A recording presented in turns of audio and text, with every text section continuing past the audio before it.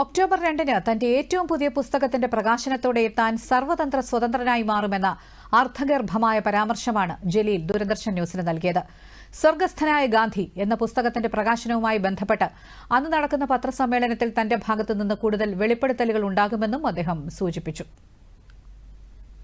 ഏറ്റവും അവസാനത്തെ അധ്യായം എന്തുകൊണ്ടാണ് പാർലമെന്ററി രാഷ്ട്രീയം ഇനി വേണ്ട എന്ന് തീരുമാനിക്കുന്നത്. അപ്പൊ അതിലൂടെ നമ്മൾ കുറച്ചുകൂടി സ്വതന്ത്രമാവും. അതുകൊണ്ടാണ് അത് കഴിഞ്ഞതിന് ശേഷം പത്രക്കാരെ കാണാം എന്ന് തീരുമാനിക്കുന്നത്.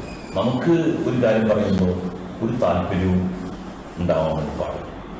അപ്പൊ ആ താല്പര്യങ്ങൾ ഇല്ലാത്ത അവസ്ഥയിൽ, ഒരു മാനസികാവസ്ഥയിൽ ഇപ്പൊ തന്നെ ആയി കഴിഞ്ഞു. പക്ഷെ ആ പുസ്തകം റിലീസാവുമ്പോഴല്ലേ മറ്റുള്ളവർക്ക് കൂടി അത് ബോധിക്കും. അങ്ങനെ ഒരു അവസ്ഥയിൽ എന്ത് ചെയ്യണം? ചില കാര്യങ്ങൾ തുറന്നതാണ്.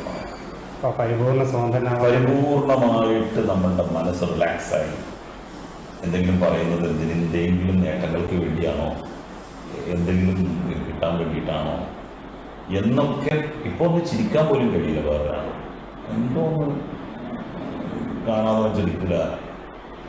അങ്ങനെ ഉള്ള ഒരു സമയത്ത് നമ്മളൊരു അഭിപ്രായം പറയുമ്പോൾ അതിന് തികഞ്ഞ ഒരു പശ്ചാത്തലം ഉണ്ടാകും. അത്തരമൊരു പശ്ചാത്തലം എന്ത് എന്നുള്ളത് വ്യക്തമാക്കിയതിനു ശേഷം എൻ്റെ നിലപാടുകൾ തുറന്നു പറയും. എല്ലാ കാര്യങ്ങളിലും